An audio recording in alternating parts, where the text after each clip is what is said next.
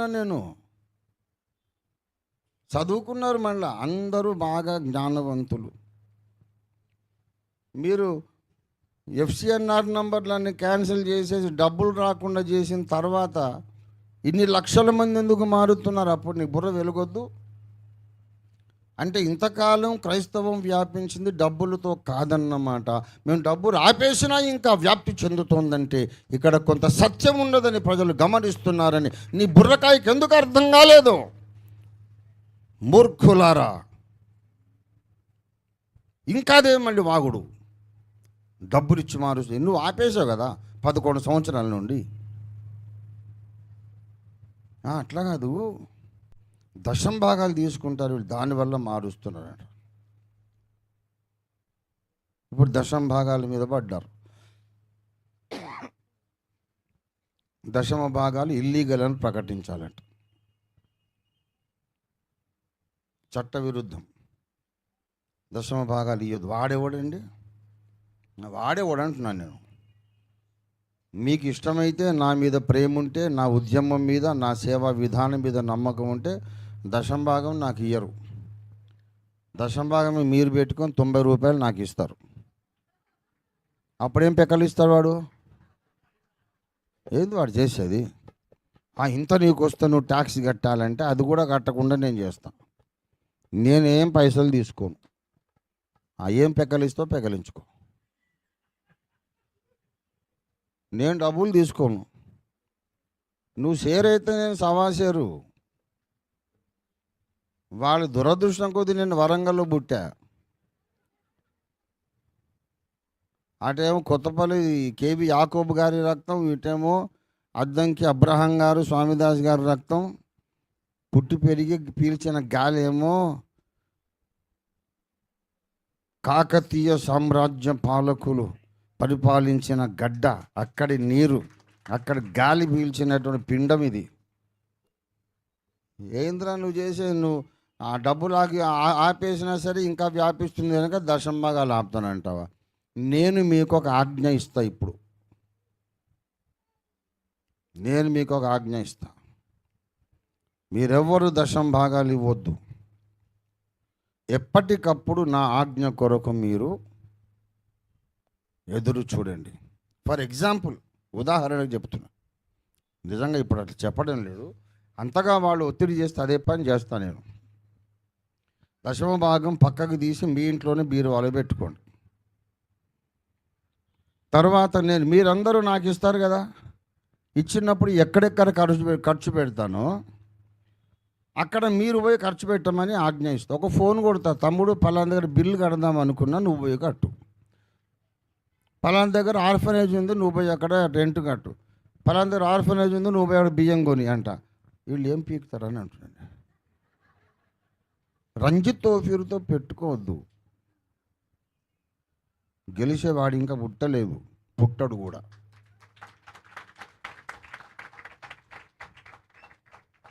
దశమ భాగాలట తప్పట.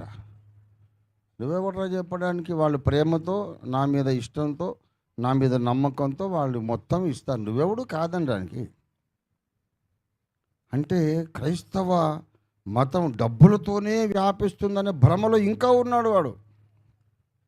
4000 సంస్థలకు ఎఫ్సిఎన్ఆర్ number cancel చేసి, ఫారిన్ కరెన్సీ రాకుండా చేసి 11 సంవత్సరాలు అయినా సరే ఇంకా వ్యాపిస్తుందంటే ఇంకా డబ్బే అనే భ్రమలో ఉన్నాడు. పనికి మళ్ళీ పంది.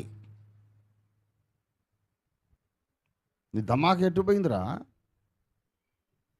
మళ్ళీ చదువుకున్న వాళ్ళు, ఇటువంటి పనికి మాలిన పచ్చి మూర్ఖులు సమాజంలో గౌరవ స్థానాల్లో ఉంటారు. బాగా చదువుకున్నారు, జ్ఞానం ఉన్నట్టు మాట్లాడతారు. ఈ పచ్చి మూర్ఖులు, ఈ మూర్ఖతరము సువార్తకు విరోధంగా, వ్యతిరేకంగా, యేసుక్రీస్తు నామమునకు, క్రీస్తు ప్రభు సంఘమునకు వ్యతిరేకంగా అన్యాయంగా మాట్లాడుతున్నారు. వాళ్ళు మాట్లాడి ఏంటిది అది? అసలు లాజిక్ ఏదన్నా ఒక అర్థం ఉందా? క్రైస్తవులు ఉద్యమాలు చేయరంటే కాంగ్రెస్ పార్టీ స్థాపించిందే క్రైస్తవుడు రా, బేవకూఫ్. అమెరికాలో సమాన హక్కులు స్థాపించింది ఒక క్రైస్తవుడు. మూర్ఖుడా, తెలియదా నీకు? భారతదేశంలో క్రైస్తవుల యొక్క ప్రాథమిక హక్కుల కొరకు అందరం కలిసి పోరాడదామని సంస్థను స్థాపించినటువంటి ఆర్కేపీ స్థాపకుడు ఒక క్రైస్తవ సేవకుడు. తెలియదా నీకు? క్రైస్తవులు పోరాటం చేయరా? అసలు చేసేదే క్రైస్తవులు. వాడు ముందు క్రైస్తవుడై పుట్టి ఉంటేనే, బైబిల్ను నమ్మిన కుటుంబంలో పుట్టి ఉంటేనే, చెప్తున్నాం, ఇది స్టేట్మెంట్ మీరు జ్ఞాపకం పెట్టుకోండి. క్రైస్తవుడుగా కానీ లేక బైబిల్ను నమ్మిన తల్లిదండ్రులకు పుట్టి ఉంటేనే వాడొక సైంటిస్ట్ కానీ ఒక ఉద్యమకారుడు కానీ అయ్యాడు. ఇది నా స్టేట్మెంట్, రాసి పెట్టుకోండి. ఎందుకు తెలుసా? కారల్ మార్క్స్ నాస్తికుడు. వాళ్ళ అమ్మా నాన్నలు యెహోవా దేవుని భక్తులు. జీవుడు. వాళ్ళ అమ్మా నాన్న నాస్తికులు కాదు. బైబిల్ని నమ్మినారు వాళ్ళు. పాత నిబంధన గ్రంథం నిరంతరం పఠించేటటువంటి గ్రంథం, పఠించే కుటుంబం అది. మార్క్స్ తర్వాత రష్యా నియంతగా పరిపాలించినటువంటి ఇంకొక సమర్థ పరిపాలకుడు స్టాలిన్ గారు. పూర్తి పేరు ఏంటి తెలుసా? Joseph Stalin. ఈ విప్లవకారులు, కమ్యూనిస్టు నాయకులందరూ క్రైస్తవ పేర్లు ఉంటాయి. ఎందుకు తెలుసా? ఆ మాత్రం విప్లవం చేసే దమ్ము, తెగింపు, తెలివితేటలు ఎందుకు వచ్చినాయంటే వాళ్ళ అమ్మ నాన్న ప్రార్థన చేశారు కాబట్టి.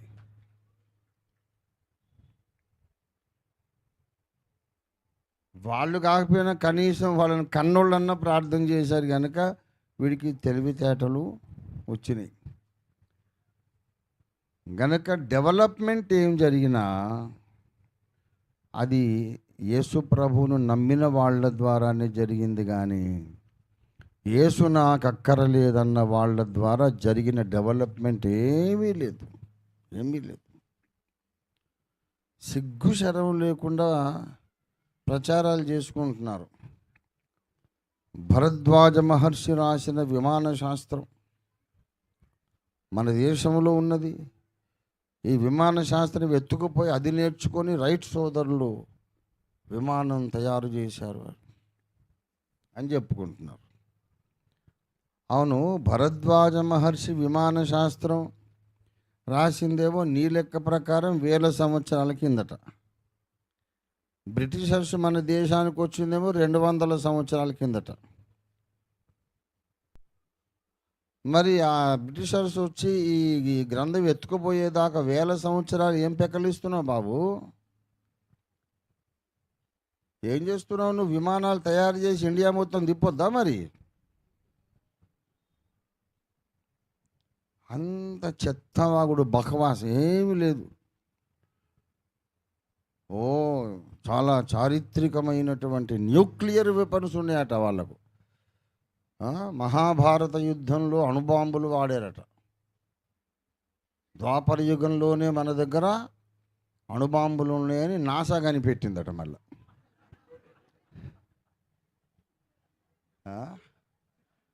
ప్రతిదానికి నాసా కనిపెట్టాల. ఎవడు కనిపెట్టాడు? ఎప్పుడు? ఇది ఆ రిపోర్ట్ చెప్పు. ఏ డేట్నా, ఏ సైంటిస్టు, ఏ యూనివర్సిటీకి సబ్మిట్ చేశాడు చెప్పవా? అవన్నీ అడగొద్దు, నేను చెప్పొద్దు. మీరు చెప్పింది వినాలంతే. ఇది వీళ్ళ మూర్ఖత్వం. ప్రియులారా, మహాభారత కాలంలోనే మన దగ్గర అస్త్రాలు, శస్త్రాలు, మంత్ర విద్యలు, బ్రహ్మాస్త్రము, పాశుపతాస్త్రము, నాగాస్త్రము, వాయవ్యాస్త్రము, వారుణాస్త్రము, ఆగ్నేయాస్త్రము,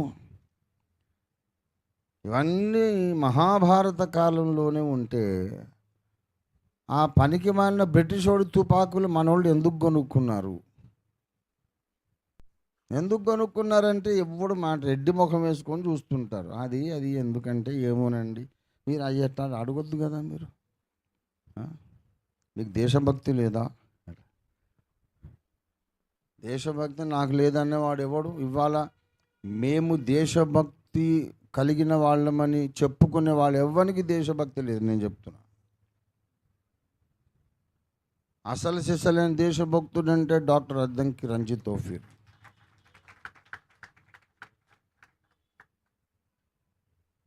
మా టాయిలెట్లో కూడా ఇండియన్ కమోడే ఉంటుంది.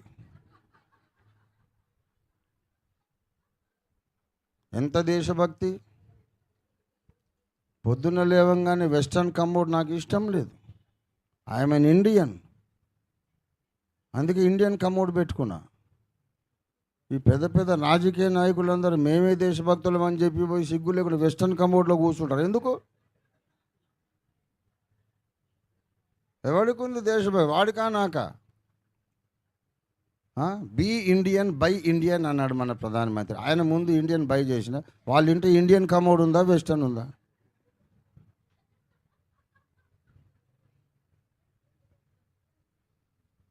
అరే మీరేమో వెస్టర్న్ సరుకులు లేకుండా తెల్లారితే మీకు అసలు దినమే గడవదు. నేనేమో ఈ 65 ఏళ్ళ వయసు వచ్చి ఇంకా ఇండియన్ సిస్టంతోనే నా దినాన్ని ప్రారంభిస్తున్నా. దేశభక్తి నాకుందా, వాళ్ళకుందా? చెప్పరేంటండి?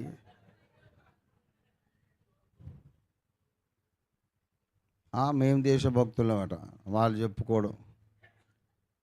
దేవుని బిడ్డలారా, నాకు తెలుసు స్వాతంత్రోద్యమంలో పాల్గొన్న వాళ్ళే కాదు, ఈనాటికి భారత సైన్యంలో పనిచేస్తూ చైనా వార్లో కానీ పాకిస్తాన్తో జరిగినటువంటి వార్లో, కార్గిల్ యుద్ధంలో ప్రాణాలు కోల్పోయిన క్రైస్తవ సైనికులు ఎంతోమంది ఉన్నారు. They are Christians. They fought in Indian army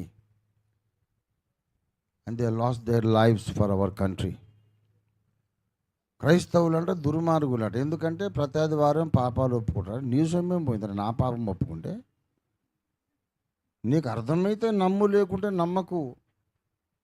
అంతేగాని మమ్మల్ని మూర్ఖులు అంటావు నువ్వు.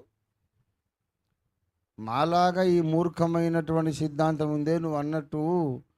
ఎప్పుడు పాపాలు ఒప్పుకుంటూ ప్రభా క్షమించమన్నోడు కనిపెట్టిందే అనెస్థీషియా, వీడు కనిపెట్టిందే పిస్తోలు, వీడు కనిపెట్టిందే ఆటం బాంబు, వీడు కనిపెట్టిందే రాకెట్, వీడు కనిపెట్టిందే మొబైల్.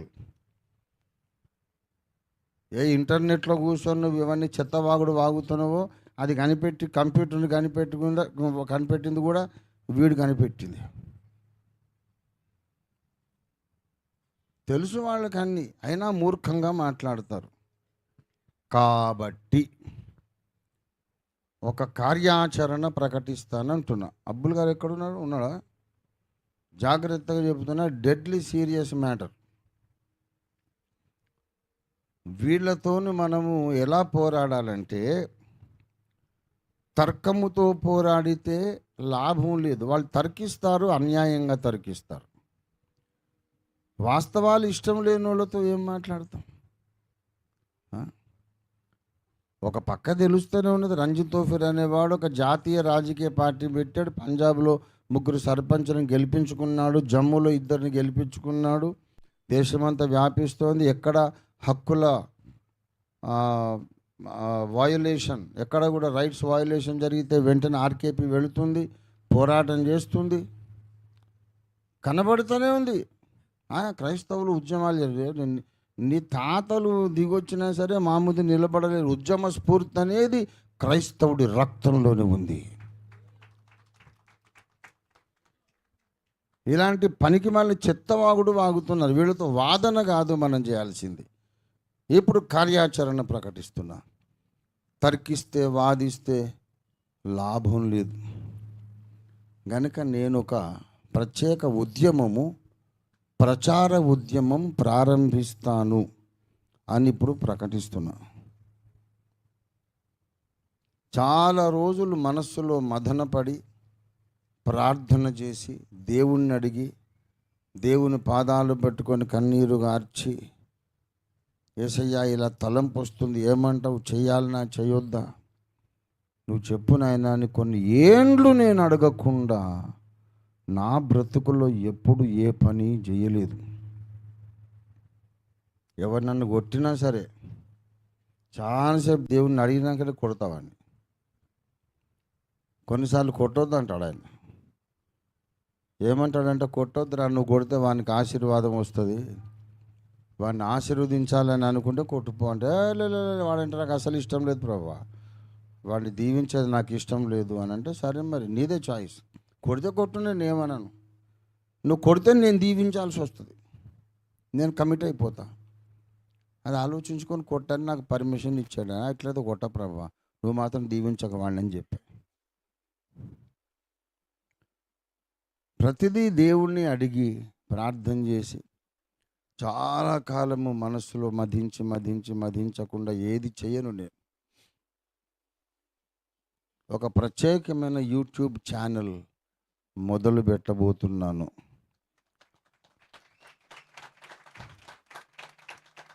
అందులో ఏముంటాయి తెలుసా? సాక్ష్యాలు తప్ప ఏముండవు.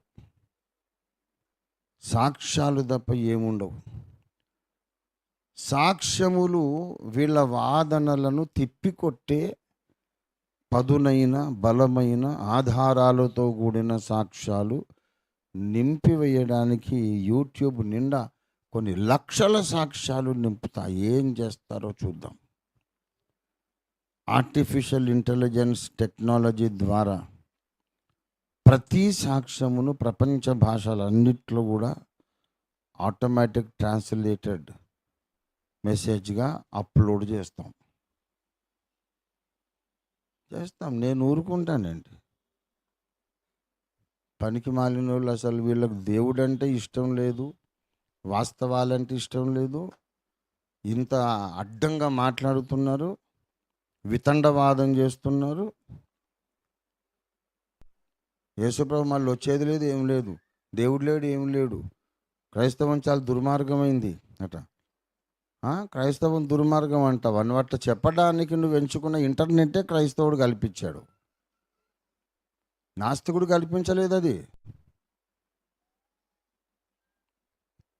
కాబట్టి సాక్ష్యం, ఈ సాక్ష్యాలలో ముఖ్యమైన విషయం ఏంటంటే, ఇవాళ నేను దేశవ్యాప్తంగా ఉన్న క్రైస్తవ సమాజానికో పిలుపిస్తున్నా. I'm happy, I'm making this announcement in God's time. దేవుని నిర్ణయ కాలంలో ఈ అనౌన్స్మెంట్ చేస్తున్నా. మొట్టమొదట నేను కొట్టే వాళ్ళ ఆయువు పట్టు ఏంటంటే, క్రైస్తవ్యం మాలోళ్ళ మతం, మాదిగోళ్ళ మతం, కులం తక్కువల మతం అంటున్నారు కదా. కాబట్టి ఇవాళ నేను ఒక నిర్ణయం తీసుకొని ప్రకటిస్తున్నా. ఉన్నత కులంబుల నుండి శూద్రులు కానీ, ఇంకా హై కాస్ట్ కానీ, కమ్మ, కాపు, రెడ్డి, శెట్టిబలిచ, బ్రాహ్మణులు, క్షత్రియులు, కమ్మరి, కుమ్మరి, శూద్ర కులాల నుండి రక్షణ పొందిన వాళ్ళ సాక్ష్యాలు, నా కులం ఇది, నా గోత్రం ఇది, మా ఊరిది, మా తల్లిదండ్రుల యొక్క అడ్రస్ ఇది, ఫలానా తారీఖున నేను సువార్త విని ఫలానా లాజిక్ను బట్టి యేసును నమ్మాను, నాకెవరు డబ్బులు ఇవ్వలేదు, బెదిరించలేదు. ఎవడరా బెదిరించేది? మా ఊరికి నేనే పెత్తందారును, నన్నెవడు బెదిరించేది? మా ఊళ్ళో వాళ్ళందరూ నన్ను చూస్తే గజ్జున వనికి నమస్తే సార్ అంటారు, కాళ్ళకి దండం పెడతారు. నన్ను ఎవడు బెదిరిస్తాడు? ఫలానా లాజికల్ పాయింట్ను బట్టి నేను రక్షణ పొందాను, నేనైతే నమ్మాను, నా లాజిక్ ఇది. మీరు నమ్మండి, నమ్మకపోండి, ఇష్టమైతే నమ్మండి. కానీ డబ్బులు ఇచ్చి మార్చారు, బెదిరించి మార్చారనే చెత్తవాగుడు వాగకండి అని చెప్పి సాక్ష్యం చెప్పిస్తా. ఇలా రక్షణ పొందిన వాళ్ళు వైశ్యులు ఉన్నారు, కొన్ని వేల మంది బ్రాహ్మణులు ఉన్నారు, కొన్ని వేల మంది రెడ్లు ఉన్నారు, వేల మంది, లక్షల మంది కమ్మ, కాపు లేరా? ప్రియులారా, ఇప్పుడు ఈ దేశంలో ఉన్నటువంటి upper caste converts of Christianity, దళితులు గాక ఉన్నత వర్గాల నుండి రక్షణ పొందిన ఈ దేశపు విశ్వాసులందరినీ నేను పిలుస్తున్నాను, రండి, సాక్షులుగా నిలబడండి. నేను క్రైస్తవుణ్ణి, నేను క్రైస్తవురాలని చెప్పుకు మీరు చెప్పుకుంటే మీరు నష్టపోయేదేం లేదు. ఇవాళ దళితులను భయపెడుతున్నారు. క్రైస్తవుణ్ణని చెప్పుకుంటే నీకు రిజర్వేషన్ ఉండదు. క్రైస్తవుణ్ణని చెప్పుకుంటే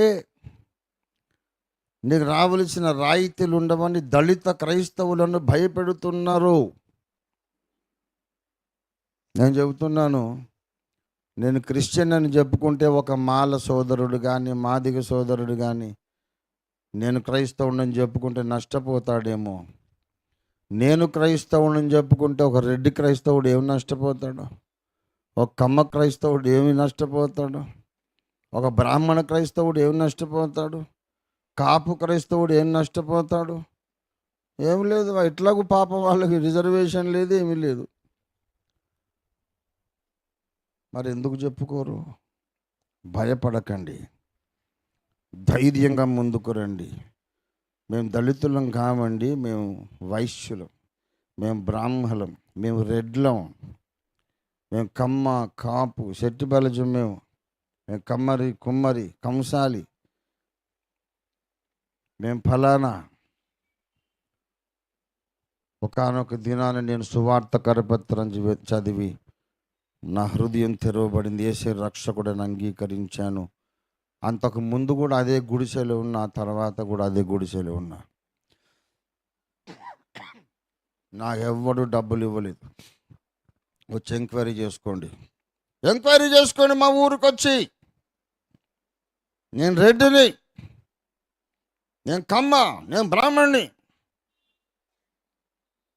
యేసు ప్రభుని నమ్ముకున్న తర్వాత సేమ్ ఇంట్లో ఉంటున్నాను లేదా? నా బ్యాంక్ బ్యాలెన్స్ పెరిగిందా? ఆస్తులు పెరిగినా?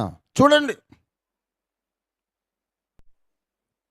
మతం మారినందుకు నాకు డబ్బులు వచ్చి నేను నిరూపించలేకపోతే బాప్తిస్మం పొందడానికి సిద్ధపడరా. లేకపోతే ఈ చెత్తవాగుడు ఈ మానుకో, ఈ విధవాగుడు వెంటనే మానేసి, నువ్వు చెప్పేది అబద్ధ ప్రచారం అని లక్షల మంది అప్పర్ కాస్ట్ క్రిస్టియన్స్ని, వాళ్ళకేం నష్టం లేదుగా, నష్టపోయేది ఏం లేదు.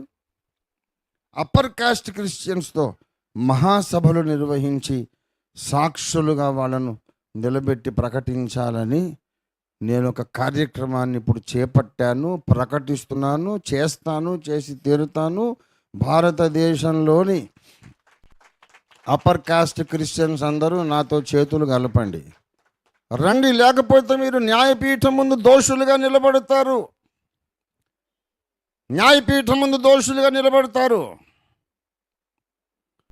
మీకే నష్టము లేనప్పుడు మేము రెడ్డి క్రైస్తవులమండి అని ఎందుకు రారు? మేము కమ్మ క్రైస్తవులమని ఎందుకు రారు? మేము కాపు క్రైస్తవులమని ఎందుకు రారు? మేము బ్రాహ్మణులము, మేము వైశ్య క్రైస్తవులమని ఎందుకు రారు? దళితులు రావడం లేదంటే, సార్ నాకు నా కొడుకుకు నా కూతురు రిజర్వేషన్ పోతుందని భయపడ్డాడంటే అర్థం చేసుకోవచ్చు. మీకు ఏ నష్టము లేనప్పుడు మీరు ఎందుకు రారు? రావాలి. అప్పుడే మతోన్మాదుల నోళ్ళు మోయించడానికి అవకాశం ఉంది. కనుక క్రైస్తవ్యం కులం తక్కువోళ్ళ మతం అనే ఆ దుష్ప్రచారాన్ని నేను నరికేయాలని కంకణం కట్టుకున్నాను. క్రైస్తవ్యం డబ్బుతో వ్యాపిస్తుందనే దుష్ప్రచారాన్ని కూడా అడ్డంగా నరికేయాలి. క్రీస్తుకు వ్యతిరేకంగా చేస్తున్న ప్రతి రకమైన దుష్ప్రచారాన్ని అడ్డంగా నరికేయాలి. ప్రభునందు ప్రియులారా, క్రైస్తవులట చాలా దుర్మార్గులట, ఏం అభివృద్ధి ఉండదట. ఆర్థిక శాస్త్రంలో, ఎకనామిక్స్లో నోబెల్ బహుమతి గ్రహీత doctor Amartya Sen, west Bengal, is a Christian. ఏమి పిఎస్ సంగమా క్రైస్తవుడు కదా? ఎవరా చెప్పింది? క్రైస్తవులు అన్ని రంగాలలో కూడా ఉన్నారు, కానీ మీరే తొక్కేస్తున్నారు. తొక్కేస్తారు, మళ్ళీ వాళ్ళు రావడం లేదంటారు. వీళ్ళు చేస్తున్న దుష్ప్రచారానికి దీటుగా సమర్థవంతమైన పాజిటివ్ ఫ్యాక్చువల్ ప్రచార ఉద్యమాన్ని ఓఫిర్ మినిస్ట్రీస్ ఇంటర్నేషనల్ ఇవాళ చేపడుతుంది. దీని కొరకు నేను కొత్త ఛానల్ మొదలు పెట్టబోతున్నాను. ఆ పేరు ప్రకటించడం లేదు, ఎందుకంటే దొంగ విధవులు ఈ పేరు మళ్ళీ వాడుకుంటారు కాబట్టి. వాడికి వచ్చినది ఒక్కటే, పనికి మళ్ళీ విధవా. అందుకే పేరు ప్రకటించను. విత్ ఎ బిగ్ బ్యాంగ్ వచ్చే ఆదివారం ఆ ఛానల్ ప్రకటిస్తాము. చూడండి, ఇక నేను చూసుకుంటాను వీళ్ళని. నేను ఒక్కడిని చాలు. 150 కోట్ల మంది కూడా సువార్త విరోధులైతే రంజిత్ ఓఫీర్ మొత్తం కూడా అవసరం లే, అందులో ఒక రంజిత్ చాలు. దేవునికి స్తోత్రం కలిగినగా. అంటే నా లోపల ఒక సగభాగాన్ని కూడా వీళ్ళందరూ కలిసి ఎదుర్కోలేరు అని చెప్తున్నా. దేవుని బిడ్డలారా, ఎవరికి ఎట్లా గడ్డి పెట్టాలో నాకు బాగా తెలుసు. క్రైస్తవుల మీద దుష్ప్రచారాల, క్రైస్తవులు దుర్మార్గుల. ప్రపంచంలో జరిగిన scientific development and political revolutions and reformations అన్ని క్రైస్తవుల ద్వారానే జరిగినాయి. క్రైస్తవుల ద్వారా, లేకపోతే క్రైస్తవులు కన్న బిడ్డల ద్వారానే జరిగినాయి. ఉద్యమాలు, సంస్కరణలు మొత్తం. ప్రభునందు ప్రియులారా, క్రైస్తవ సమాజం మీద వస్తున్న దుష్ప్రచారాలను సమర్థవంతంగా ఎదుర్కోవడానికి నేను చెయ్యెత్తి ప్రమాణం చేయట్లే. ఎందుకు చెయ్యంతా ఒక ఏళ్ళు చాలనుకుంటా. వేలెత్తి జైకొట్టు అంతే. వేలెత్తండి ఒక. దేవునికి స్తోత్రం, హల్లెలూయా. ఏ కుంగులి బస్సాయ్. మా ప్రచారం అనేది మేము మొదలు పెట్టినామంటే నువ్వు మొత్తం నవరంధ్రాలు మూసుకొని పారిపోరు, అడ్రస్ లేకుండా. మీరు ఎక్కడికి పోవాలో నిత్యానంద స్వామి గారు ముందే మార్గం చూపించాడు. వెళ్ళిపోయి ఒక్కొక్కడు ఒక్కొక్క ద్వీపం కొనుక్కొని దేశం పెట్టుకొని ఉండండి అక్కడ. క్రైస్తవునికి కోపం తెప్పించొద్దు, అర్థమైందా? ఇంత దుర్మార్గమా? వాళ్ళు వెలగబెట్టింది ఏం లేదు, కనిపెట్టింది ఏం లేదు, తీసుకొచ్చిన సంస్కరణ లేదు, మార్పు లేదు. ఇంట్లో తీరిగ్గా కూర్చొని విమర్శలు చేయడము. మన స్వాతంత్రోద్యమానికి మూల కారణమైన కాంగ్రెస్, ఇండియన్ నేషనల్ కాంగ్రెస్ స్థాపించింది క్రైస్తవుడు. క్రైస్తవులకు ఉద్యమాలంటే ఇష్టం ఉండదట. నీ కళ్ళ ముందు ఏమైందా? నీ కళ్ళు ఎక్కడ పోయినాయి? ఆర్కేపీ కనిపించట్లేదా? దేశమంతా వ్యాపిస్తుంది. న్యాయము లేని తర్కం పేరే మూర్ఖత్వం. మరి మేము ఊరుకుంటామా? నీతి న్యాయములు మా నాన్నగారి సింహాసనానికి ఆధారం. దేవునికి స్తోత్రం కలుగును గాక. సత్యమును నీతిని స్థాపించడానికి అసలు సాక్షి అని ఆ ఛానల్ను నేను మొదలు పెట్టాలి, కానీ జగన్మోహన్ రెడ్డి గారు ఒప్పుకోడు.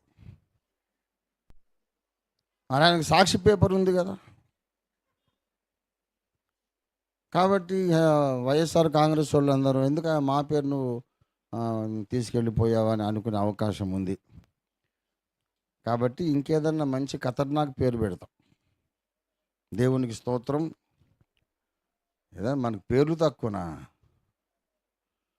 ఎన్నో పేర్లు ఉన్నాయి, మంచి మంచి పేర్లు. ఏ పేరు పెడతానో వచ్చే వారం ప్రకటిస్తాను.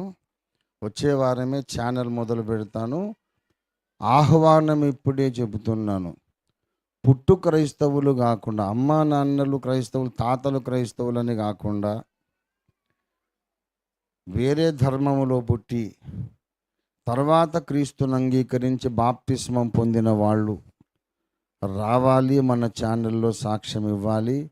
తర్వాత ఇలాంటి వాళ్ళందరినీ 1,00,000 మందిని నేను పరేడ్ గ్రౌండ్స్లో నేను అసెంబ్ల్ చేసి అంతమందితో కూడా ప్రకటన చేయిస్తాను. మేమందరము దళితులము కాదు, పుట్టు క్రైస్తవులం కాదు, మాలో అన్ని కులాల అగ్ర కులాల వాళ్ళు ఉన్నారు కనుక పనికి మాలినటువంటి విధవల్లారా యేసు మార్గాన్ని మాలమాదిగల మతం అని ఇప్పటి నుంచి అనకండి.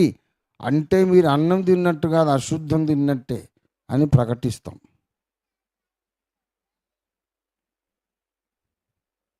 ఏం చేస్తారండి? కొడతారా, చంపుతారా? 65 ఏళ్ళు వచ్చినాయి నాకు, వాడు నన్ను ఏం చేయలేడు. తప్పకుండా ఈ ఉద్యమాన్ని జాతీయ స్థాయిలోకి తీసుకెళ్తాను. ఇదే ఢిల్లీలో జరుగుతుంది, అన్ని రాష్ట్రాల రాజధాని నగరాల్లో జరుగుతుంది. అగ్రకులాల నుండి కన్వర్ట్ అయిన క్రైస్తవులు తాము ఎందుకు కన్వర్ట్ అయ్యారు? డబ్బులక, ప్రలోభాలను బట్ట, బెదిరింపులక ఎందుకు కన్వర్ట్ అయ్యారు? మరి ఇన్ని వేల మంది ఎవడూ బెదిరించకుండా, ప్రలోభ పెట్టకుండానే మారినప్పుడు ఈ చెత్త ప్రచారం ఎందుకురా మీరు చేసేది? బుద్ధి లేదా? గడ్డి తింటున్నారా, అశుద్ధం తింటున్నారా మీరు కడుపుకి అని మంచిగా తృప్తి తీరా కడుపారా ప్రతి రాష్ట్ర రాజధానిలో మతోన్మాదులను బాగా తిట్టిపోసి అప్పుడు మళ్ళీ వస్తాను. దేవుని స్తోత్రం. ఇదే boost is the secret of my energy. తిట్టింగ్ the beast is my energy. మృగాల వంటోళ్లను తిట్టిపోయడమే నా ఎనర్జీ. ప్రియులారా, ప్రచారానికి కౌంటర్ ప్రచారం మనం మొదలు పెడుతున్నాం. దాని కొరకు మంచి యూట్యూబ్ ఛానల్ మొదలు పెడతాము. ప్రార్థన చేయండి. ఆల్రెడీ ఎక్కడెక్కడికి వెళ్ళిపోతుందో ఇంటర్నెట్ ద్వారా ఈ పిలుపు. ఆయా ప్రాంతాల్లో ఉన్నటువంటి అగ్రకులాలలో నుండి రక్షణ పొందిన క్రైస్తవులందరినీ నేను ఆహ్వానిస్తున్నాను. ఇది సీరియస్గా మనం చేపట్టవలసిన ఉద్యమం. క్రైస్తవ్యం కులం తక్కువళ్ళ మతం అనే అపప్రద మనం తీసేద్దాం. ఆర్ఆర్కే మూర్తి గారు బ్రాహ్మడు, పురుషోత్తం చౌదరి గారు బ్రాహ్మడు, పులిపాక జగన్నాథం గారు బ్రాహ్మడు,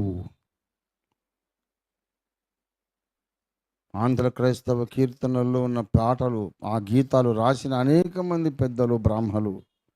ఎందుకు మాలమాదిగల మతం అని అవమానిస్తున్నారు? పనికి మాల కుక్కల్లారా ఎందుకు రా చెప్పండి. పోనీ మీరు నమ్మిన దేవుణ్ణి మాలోళ్ళు మాదిగోళ్ళు ఎవరు నమ్మలేదా? మరి అప్పుడు ఎందుకు ఆ దేవుడు అంటుపడలేదు, మైలపడలేదు? మీరు నమ్మిన దేవుణ్ణి మాదిగా మాల నమ్మినప్పుడు ఎందుకు వదిలేయట్లేదు నువ్వు ఆ దేవుణ్ణి? చచ్చి ఆ మాలోడు నమ్మాడు, మాదిగోడు నమ్మాడు, దేవుడు మైలపడ్డాడని ఎందుకు వదిలిపెట్టలేదు? లక్షల మంది మాలలు మాదిగలు నమ్మితే ఆ దేవుడు మాల మాదిగల దేవుడు అని ఎందుకు ముద్రేయలేదురా నువ్వు కుక్క?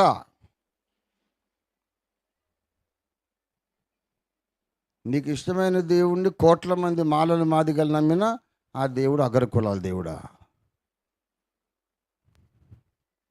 యేసు ప్రభువును ఎన్ని లక్షల మంది అగ్రకులాల నమ్మినా ఆయన ఇంకా మాల మాదిగల దేవుడా? న్యాయం ఉందా? నేను ఊరుకుంటానా? ఇంత అన్యాయంగా నా ప్రభువుని దూషిస్తే అంతు చూస్తాను. ఈ వితండ వితర్కం యొక్క అంతు చూస్తాను నేను. మనుషుల అంతు కాదు, ఈ అన్యాయ వాదనల అంతు చూస్తాను. దయచేసి ప్రార్థన చేసుకుందాం. ఇవాళ అందరము ఒక నూతన విధానంలో పరిచర్య ప్రారంభించాల్సిన అవసరం ఉంది. ఆఖరణ ఒక విషయం చెప్తాను. అంచె దినాలలో చేయాల్సిన పరిచర్య ఇదే. గుడులు కట్టడం, ఆస్తులు సంపాదించడం కాదు. నాకు తెలుసు అంచె దినాల్లో ఏమవుతుందో, ఎలాగవుతుందో నాకు తెలుసు. అందుకే నేను పెద్ద గుడి కట్టలేదు. ఇవాళ హెబ్రోన్ అద్భుతమైన ఒక సంస్థ. దైవజనులు, మహాభక్తులు, శ్రేష్ఠ భక్తులు భక్తి సింగయ్య గారి ద్వారా ప్రారంభించబడ్డ శ్రేష్టమైన సంస్థ. అయ్యగారిని ప్రభు పిలుచుకున్నారు. ఆయన ఉన్నంతసేపు ఎంత మిలిటరీ డిసిప్లిన్తో నడిచింది. ఎదురొచ్చిన మనగాడు లేడు అసలు. Military discipline. ఆ తండ్రి గారు దేవుని దగ్గరికి వెళ్ళిపోయారు. వీళ్ళు సొసైటీ అని ఒకటి రిజిస్టర్ చేసి, ట్రస్ట్ అని ఒకటి రిజిస్టర్ చేసి, కోర్టు కేసులు పెట్టుకొని గొడవలు ఆడుకొని, ఇప్పుడు అది 400 కోట్ల ఆస్తిట. కొంతమంది గుండాలను రంగంలోకి దించి ఆక్యుపై చేసుకోవడానికి రాజకీయ నాయకులు ప్రయత్నం చేస్తున్నారు. స్థానిక లా అండ్ ఆర్డర్ డిపార్ట్మెంట్ అధికారులే కొంతమంది వాళ్ళకి సహాయం చేస్తున్నారు. పెద్ద గొడవ అయిపోయింది. ఇట్లా జరుగుతుందని నాకు తెలుసు. అందుకే నేను గుడి కట్టలేదు. రేకుల షెడ్ వేసా. ఒకవేళ దేవుడు నన్ను తీసుకుంటే, తీసుకోవడానికో, ఇప్పుడు ఉదాహరణకు అంటున్నా, ఆర్గ్యుమెంట్ కొరకు తీసుకుంటే, మీరందరూ గొడవ ఆడుకొని ఒక ట్రస్ట్ అని ఒకటి సొసైటీ అని పెట్టుకున్నారనుకో, గొడవ ఆడుకున్నాక ఇక్కడ ఏమున్నది పీక్కొని పోవడానికి? ఒకడు గుంజ పీక్కొని పోవాలా, ఒక రేకు పీక్కొని పోవాలా? ఈ గుంజ నాకెందుకని అందరూ కలిసే ఉంటారు. అది మన తెలివి. ఆస్తులు సంపాదిస్తే గొడవాడుకుంటారు. సత్యబోధతో హృదయాలు నింపితే కలిసి ఉంటారు. దేవునికి స్తోత్రం కలుగునుగాక. కాబట్టి భారత ఉపఖండానికి కానీ ఈ తరంలో 200 దేశాలకు కానీ దేవుడు పంపిన జవాబు ఓఫీర్ మినిస్ట్రీస్ ఇంటర్నేషనల్.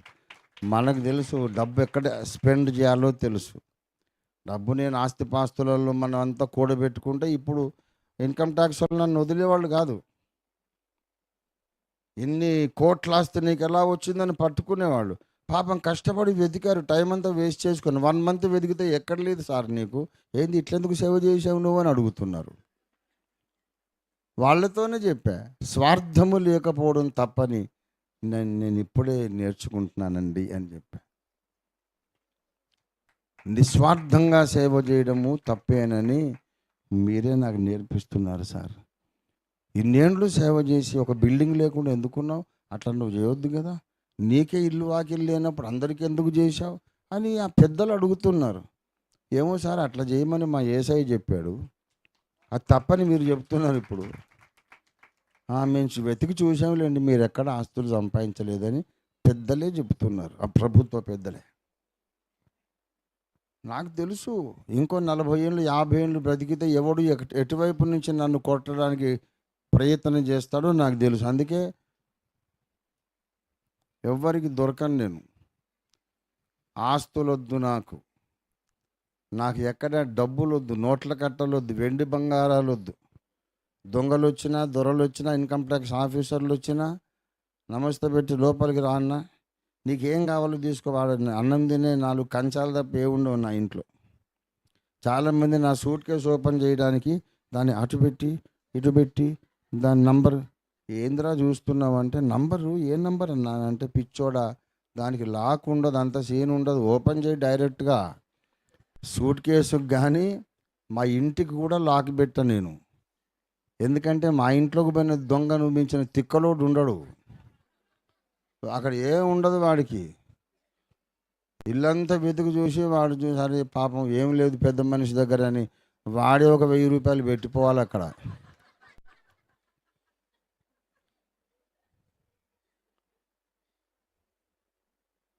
ఎవరికి దొరకను, ఎందుకంటే యేసయ్యకు నేను చేతి నిండా దొరికాను కాబట్టి. దేవునికి స్తోత్రం కలుగునుగాక. ప్రభునందు ప్రియులారా, నీకు ఎక్కడ ఇల్లు లేదు ఎందుకు అని అడిగాడు. కానీ లేదని ఎవడు చెప్పాడు?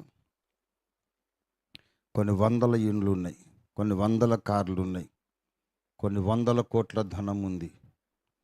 అవునా? అయితే వీళ్ళందరూ చెప్పుకునేది కరెక్టే అన్నమాట. ఎక్కడ దాచిపెట్టావు అంటే, నీ దగ్గరే దాచుకున్నా, నీలాంటి వాళ్ళ దగ్గర దాచుకున్నా. నాకేం బ్యాంక్ అకౌంట్ లేదు. కానీ దేవుణ్ణి అడుగుతాను, దేవుడు నీతో మాట్లాడతాడు. ఎందుకు? ఆ టైంకు బిల్లు కట్టడానికి, నా కొరకు కాదు. బుక్ ప్రింట్ చేసిన తమ్ముడు కొంచెం పోయి ఆ బిల్లు కట్టమంట, కడతారు. నాకు మట్టి అంటదు. నాకు సంబంధం లేదు. మీరు నాకు ఇచ్చినా నేను ఆ సాహిత్యం కొరకే పెడతాను తప్ప ఒక్క రూపాయి నేను వెనకేసుకునేది నాకు లేదు. 45 సంవత్సరాల సేవ ఇది. గనక నేను బ్రతుకుతున్నదే సత్యమును న్యాయమును స్థాపించడానికి.